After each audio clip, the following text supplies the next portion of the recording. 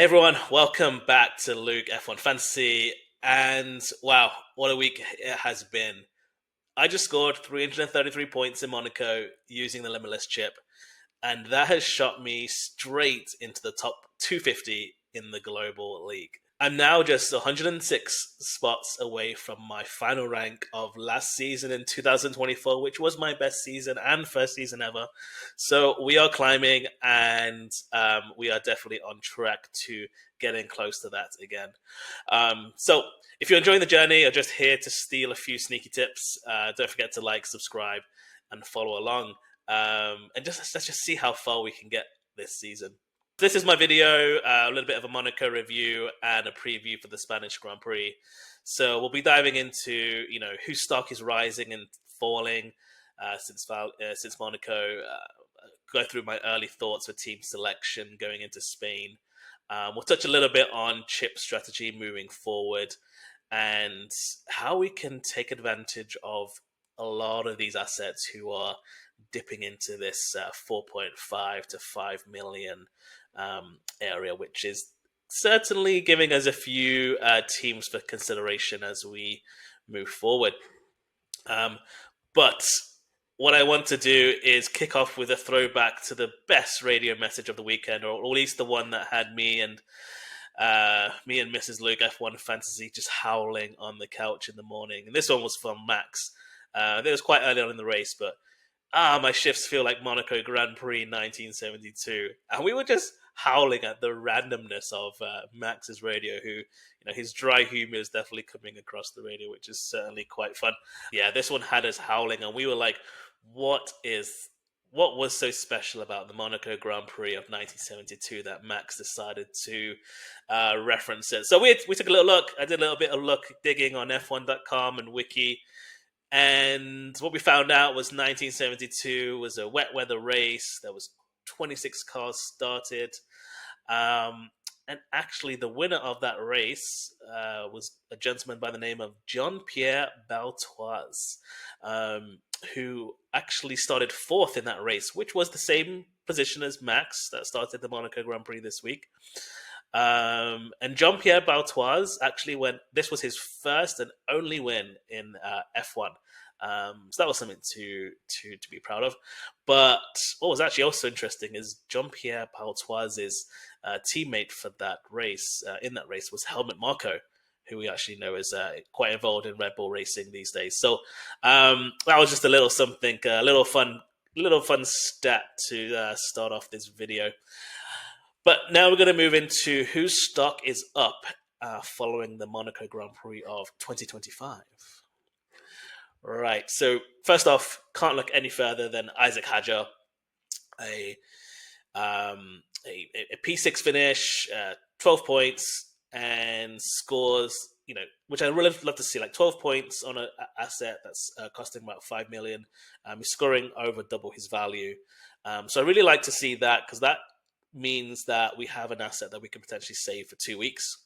So we get to save a transfer for next week if we keep him on. He's in red hot form, and he needs the lowest score needed of the week to see a price increase. So for an asset that's costing you below average the cost of a B-tier driver, he is a must buy for me, because as he has shown, he has top 10 potential on a weekly basis, and he could be set for some sky-high increases for the next couple of races, especially if he, scores quite well in Spain, with Spain being a track that's quite known for overtakes, that he could be in our transfer thoughts for a lot longer. So Isaac HADJER, definitely stock is flying up. His teammate in the other VCARB Racing Bull is Liam Lawson. So another asset that's been extremely close to flighting, getting to the floor, but he is fighting tooth and nail to stay away from it. And that is Liam Lawson. So his 7 points, it's not quite double his value, but it is higher than his starting value of 4.8. So that's promising. This result probably would have given him a lot of confidence. Monaco being a super tight track, he did qualify well enough to earn his finishing spot. A lot of his sort of value this race, though, is probably down to a lot of VCARB's decision to pull the trigger on the strategy to slow the field down. That probably did help. But on a side note, while I've put both HADJER and Lawson as my stock up, I don't actually trust the constructor V carb to continue to score, really good each week. And this week was helped because Mercedes just really had a disaster and were nowhere to be found. So they ended up being the third or fourth highest constructor this week. So, of course, if one of these B tiers are in that position where they can score third or fourth, then I would be looking at them to be good assets. I just don't trust that VCARB could consistently do that when you've got Ferrari kind of coming into the mix as well as Williams. It is more of a driver situation in this moment in time. Obviously, we can't go any further without also talking about Ferrari with their stock taking a massive increase in this week. So they're back in the top 5 conversation in both qualifying and race pace, plus their pit stop dominance, just super fast on their pit stops, more than likely getting the 10 points for being under 2.2 seconds each time. So they are red hot, and this will be another strong week where we see Ferrari being a strong buy. Mercedes to Ferrari was likely the most common transfer in the game last week. Either if your team decided to make that change on baseline or whether you went the limitless route, Ferrari were very heavily owned. And in ways, it makes sense, right? Like if they are able to justify their price point, which is the second most expensive constructor, and if they are dominating the top 5 positions, plus in the mix of pit stops, the reward is there. But there's also a risk with Ferrari, as we've seen on weeks this year, where they have got strategy wrong, or they had the double DSQ in China, I believe. So there are some weeks where things just don't go their way. And when we take a deeper dive into this week, like a lot of things went their way this week. Like Mercedes just had a disaster. Williams having a little bit of a tricky weekend, kind of getting caught in that DRS train, or the field being slowed down. So there wasn't really much attack from behind happening that had them really reeling and trying to figure out their strategy too much. We'll have to kind of wait and see. Like they are going to start the week as a must buy in my team. And that will be how I will start to think about structuring my team for this week in Spain. But I think we still have to wait and see till free practices. If they don't appear to sort of separate themselves from the other constructors, then we need to have a plan B to figure out who else would we put into that spot. Now, moving into assets that their stock is trending down, we have to start with Pierre Gasly. His weekend started off really well, strong top 10 finish in Q1. But that's really the best it got for Pierre over the weekend. His ownership did increase by 10% in the Patreon 500. Again, mostly from a budget building, prime asset position.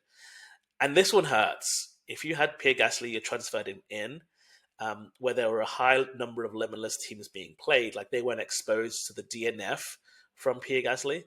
So it really meant that the points delta was really felt for non-limitless teams, but also losing on the budget too. And that, my friends, is the F1 fantasy pain that we know. And I know that all too well from owning him in Jeddah. I had the same experience going up against limitless teams who weren't carrying Gasly. So I fully understand how disappointed you may feel. And I worry a little bit for Alpine in the future. They've been hit hard with some major crashes this year. Who knows, money may be a consideration as they round out 2025. They've got some leadership issues or, some changes with Flavio taking over and their principal CEO leaving the team. So at some point, you never know, like maybe are they just going to kick the can on this season and start to think forward to 2026? Specifically to Pierre, there's still lots to play for, but he'll be 5.8 million by Silverstone. So I'll be staying away from him until at least then, if not the rest of the season. So we're going to have to see some good vibes set up on Alpine to get them consideration again. Antonelli, now stock is down. Just had a really unfortunate couple of weeks. Kind of the shine is kind of leaving Kimi a little bit, and kind of like when you're looking at the rookie that's kind of performing quite well, you can kind of look to guys like HADJER and Ollie Behrman. But Antonelli, kind of in that position where he is a B tier driver potentially now in a A tier car. So you can't rule him out. full. He's still one of the most talented rookies in the grid, but he's in the B tier. And even if he falls to the low 18 million mark, he might even seem too pricey at this point. But him and Mercedes need to find some answers. We'll have some new technical directives to consider in Spain. But at the moment, I'm taking a wait and see approach with Antonelli to see if his price point is going to match his output. Now, Lance Stroll, his role in F1 Fantasy is clear. If it's going to be a chaos, a little bit of a messy weather weekend, he is someone that seems to absorb all the luck on that particular race. And you pick up Stroll because he seems to just work his way through the field. However, all teams need to dump Stroll immediately and likely be your highest priority to get him out of your team. Yeah, I'm going to say it. Even before Mercedes, even before other transfers, I think Stroll is the one that you take out first and foremost. Now, Aston have had some good vibes a little bit. It's like they've got some new upgrades. They're parading Adrian Newey around the paddock, saying, "Look what we got." And the upgrades that they've had on Alonso's car is looking promising, albeit he had a mechanical dysfunction this weekend. But they haven't fitted the upgrades on Stroll's car just yet. I don't know if it'll make a huge difference, but the right time for me to own Stroll was in the first 4 weeks of the season. And at this moment in time, I think there's way better options to be able to stay away from him, even if that Aston does look good in upgrades when they eventually put him on his car. But for me, he's probably as close to a not own as there is. So I'm going to try to sort of stay away from falling for the trap for Lance Stroll, maybe for the rest of the year. We'll see how it goes. Alex Albon, I'm putting him into the stock down category. Overall, he had a solid weekend, but the lack of overtakes and the race gains, not his best quality this weekend, means I see an opportunity to take advantage of the quick sell. So Alex has gained his budget. If you had him in your team for the last 2 weeks, he's gained you a budget of about 0.4 million in the last 2 weeks. And I think this is the time to take advantage of that gain and sell. And who would you buy him for? Well, I look across the garage to Carlos Sainz. He's going to be almost 5 million cheaper than Alex Albon. And quite honestly, the upside is probably very similar, the same. He's still in a pretty good Williams. The Williams looks like it can be a weekly top 10 finisher with the ability to potentially push into the top 5 on a good weekend when luck goes their way. And I feel like Sainz is a much better punt for that type of finish if that's what you're going for. So Albon, take the gains, invest them somewhere else. Let's see how we can improve our teams. My watch list, I'm not quite ready to say these guys are stock up or stock down, but I'm watching them as to being differential adds for our teams to gain ground in your leagues. Ollie Behrman had 8 points in Monaco. He's just quietly doing a solid job. He can qualify a bit low. That's typically what the Haas has been like this year. It's not a great qualifying car, but it's shown that it can be quite racy. It can kind of work its way through the field. Behrman specifically has shown some skills. He has an eye for a brave overtake. So he could be someone that, if you want to chase some points, he would be a differential play. Still at risk of losing a little bit of budget, but if there's a car that starts at the back of the grid that is shown to move up, Haas and Ollie Behrman have had tons of experience of that this year. Mercedes, I'm not ready to claim that they are falling off a cliff. I still have them in my base team, so I'm going to need to use a transfer to move them out. And while quali was a disaster, we also didn't really get to see what they can do in the race, just because how it panned out. But they start the week as the biggest priority to move out of my team. And with overtaking quite high in Spain, a bad quali may not be the worst possible outcome for Mercedes owners.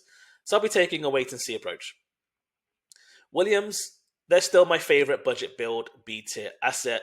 They're showing enough consistency now to feel that they will continue to be a top 10 team every week. There is still a window that they could fall into, anywhere between P5 and P12. But I think they have the ability to do that on occasion, just like Racing Bulls did this week. Driver lineup is stronger at Williams than any of the other B tiers, so that gives them the nudge. And from a team principal perspective, I think James Vowles is someone who is just oozing strong leadership. He's got his drivers both working together, helping each other out with strategies. They're forming chemistry, and I think that's going to continue to build and only give good things for Williams going forward. And then we have Red Bull Racing. Now, McLaren continued to look totally dominant, and I don't actually think another car can win a race this year. outside of Max, right? While Ferrari look good, and they will look good when they can get both drivers into the sort of top five, plus their pit stop points. Mercedes need to see sort of a bit more from them to kind of put them as the second best constructor. Normally, George getting a podium, Kimi finishing top 7, top 8 to make up the fact that they're not getting the pit stop points. But Red Bull, when it works out, if you pick a Red Bull over a Ferrari or Mercedes and Max actually wins and Yuki shows decent performance to Max, the delta won't be massive between the constructors, but it may be enough to move up a few spots. And it's not the most slam dunk gamble out there, but I'd look to use it on tracks where Max is historically super dominant, where he typically gets pole, where he's probably won, where he's coming off a streak of wins, like 3 or 4 in a row. And I think that will be a consideration where you can slip Red Bull into your team and hopefully look for the differential. But if it doesn't work, just have some notion that if Yuki does finish outside of the top 10, it does make the delta quite big. So you have to be really confident that Max is going to take maximum points that week.